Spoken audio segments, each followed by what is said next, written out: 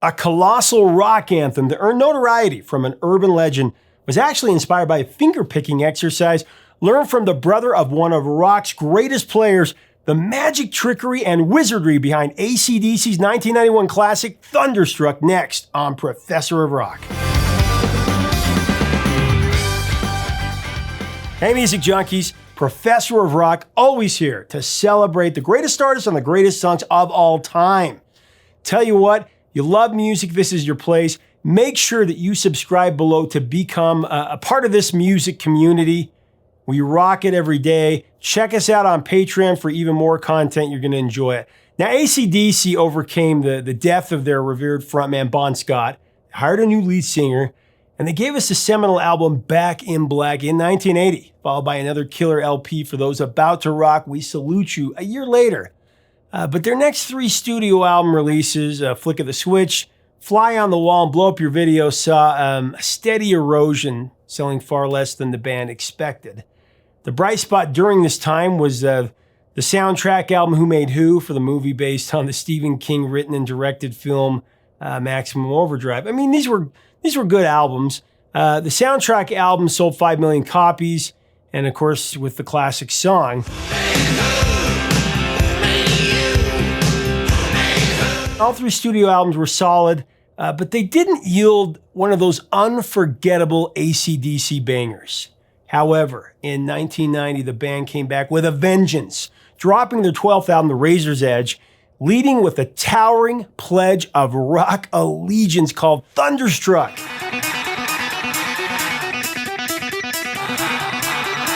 Like most of AC/DC's songs, the music was composed first for Thunderstruck, and it was a testament to the genius musical partnership of the brothers Young, Malcolm and Angus.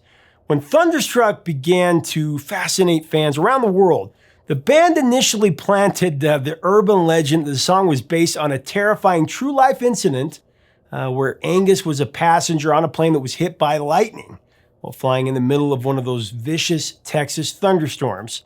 That story would have been very poetic, if not divinely inspired, but it was a rock and roll myth. Sorry to let anybody down that believes it.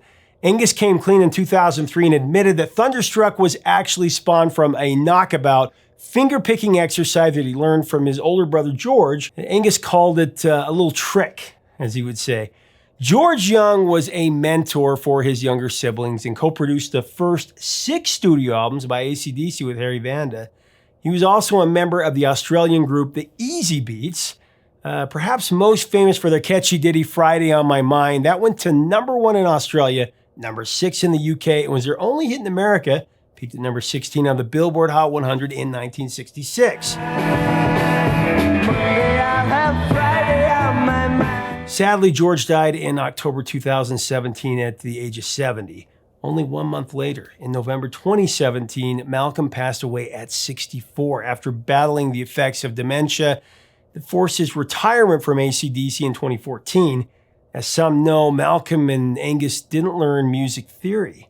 Instead, they honed their craft by emulating Brother George along with their other heroes, Chuck Berry, Eric Clapton, Jimi Hendrix, and the great Freddie King.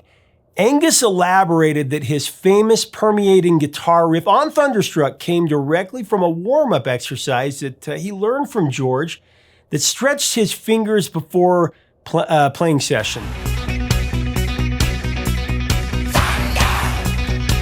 When he played the riff for Malcolm, his brother immediately shared a rhythm line that he had been working on, and the combination of Angus's riff and Malcolm's rhythm track became the foundation for AC/DC's Stadium Rock Anthem, the Stadium Rock Anthem.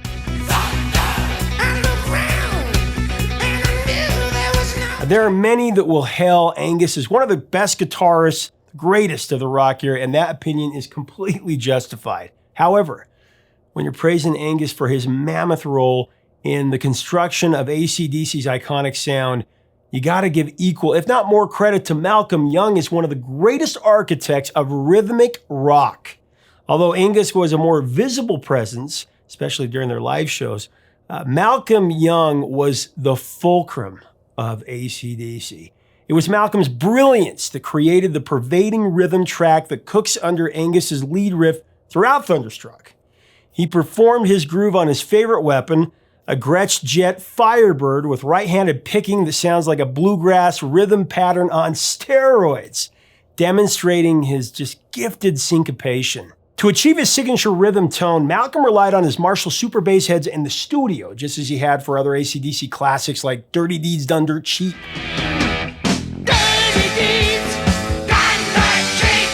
Let There Be Rock, and For Those About to Rock. The amp is dialed in clean, but turned up as loud as possible to ride on edge of power amp distortion. Malcolm's formula delivered the ideal combination of just grind, twang, clang, and crunch, with no distorted preamp hair, fizz, or compression.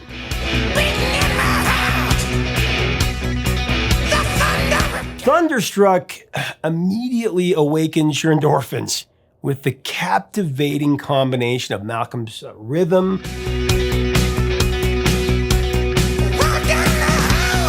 Chris Slade's cymbal tapping,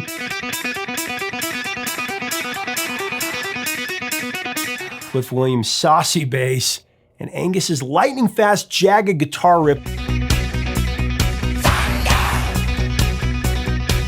played on his horned Gibson SG guitar, he affectionately referred to as his Red Devil. The opening riff is the ultimate demonstration of Angus's incredible speed, and even more remarkable is how long he sustains that speed. I mean, few guitarists have that kind of ability. It's just undeniably spine-tingling. Thunderstruck parades with all 5 band members huddling together chanting,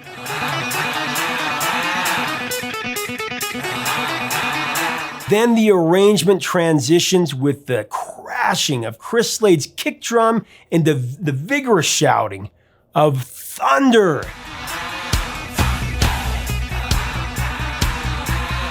Thunder, it's a fire-breathing, balls-to-the-wall, high-caliber rock and roll hymn tailor-made for the stadiums, and not just rock concerts, pretty much any sporting event known to mankind. From there, the band ushers in lead vocalist Brian Johnson to fire up Thunderstruck's shaking at the knees, sexually charged energy,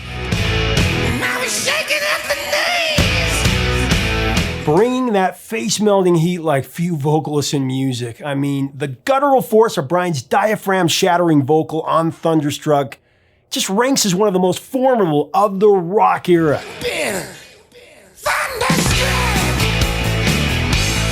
While many rock vocalists lose their upper register and their overall power by the time they reach their 40s, consider that Brian was 44 years old when he delivered his bone-crushing, heart-rushing, stadium-leveling, soul-driving Thunderstruck performance. It's just incredible.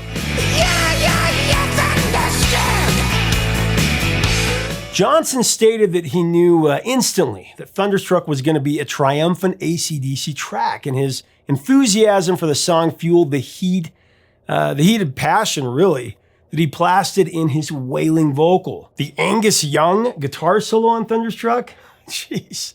It begins with a short pick scrape that follows with vibrato and pentatonic bends. The guitar hero, famous for his schoolboy stage outfit during the band's spirited live shows, he attacks every pick on every note, crunching and contorting his small frame to power over the fretboard. It's just a vision to watch.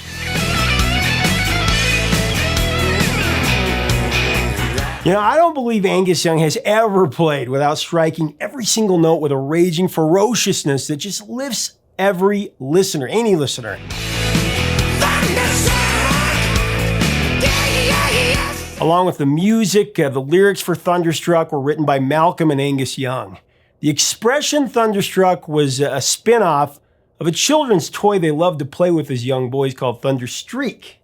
The rationale behind Thunderstruck followed what Angus considered a tried and true equation. AC plus DC equals power.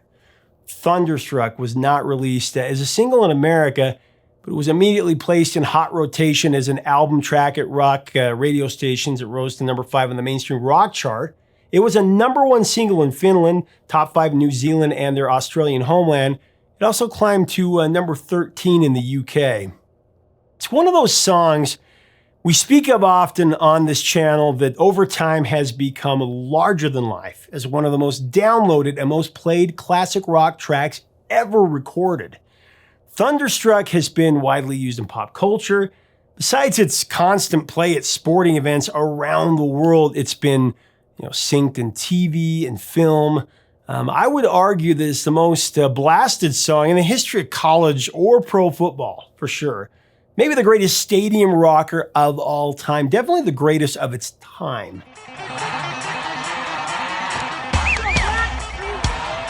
One of the most memorable movie placements of Thunderstruck is how it was featured in the movie Varsity Blues, where it provided the soundtrack during the game when the high school football team, the film centers around, were hungover from a night of heavy partying. In 2004, a movie titled Thunderstruck was released in Australia. It was a comedy about 5 dudes who went to an ACDC concert in the early 90s, and they make a pact to bury the first person to die on their trip next to the grave of their idol, Bon Scott, ACDC's legendary frontman, of course, from the 70s, who died under controversial circumstances in 1980, God rest his soul. Thunderstruck is a classic of the rock era and truly one of the last of its kind. A mainstream rocker that blows everyone, I mean everyone, off the hemisphere.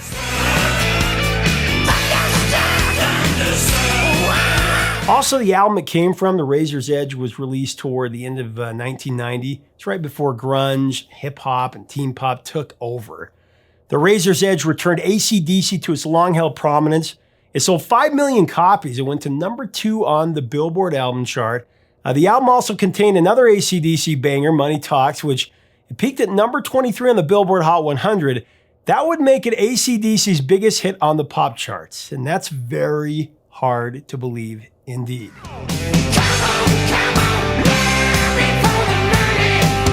Thunderstruck has been performed at every AC/DC concert since its release. It's actually the only song that the band recorded from the 90s that's a must for every tour stop. Another funny fact about the song is that it's inspired a drinking game where the participants listening to the song must take a sip of their drink every time the word thunder is heard. This is just one of those songs that it transcends genre and demographic. It doesn't matter who you are. This song just knocks you flat on your butt. I remember when they would play this song at high school, at football games, I'd look around and everybody from, the cheerleaders, the marching band, the parents, even the veterans and elderly people who were in the crowd, they would raise their hands in solidarity and call out for the thunder. I remember falling over laughing. One of the pious older ladies from the church that I went to when I was growing up told me that I was going to go to hell for listening to all my devil music. She was screaming out thunder along with everybody else. It was funny. It just takes control over you. It doesn't matter who you are. Whenever you hear those words, sound of the drums, beating in my heart, the thunder of guns tore me apart.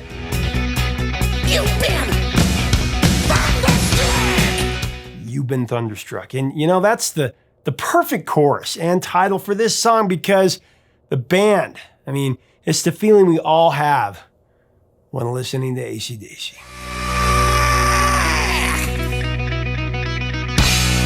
We want to thank our sponsor, Zenni Eyewear. The glasses I'm wearing on the daily, make sure to go to zenni.com and do a virtual try-on. Get the rockstar treatment from them with bold frames or sunglasses. Treat yourself. Leave us a comment about this song and this incredible band. What are your memories of the song? What do you feel when the song comes on? To hear the song, click on our playlist below. To get AC/DC's newest album, which is really great, by the way, or to get their classic albums or merch, click on the Amazon links below. If you like our content, we do invite you to subscribe right now. Be a part of our mission of capturing these interviews and history by going to our Patron. You can be part of our inner circle. Help us keep the music alive. Until next time, 3 chords, and the truth, my friends. Stay safe.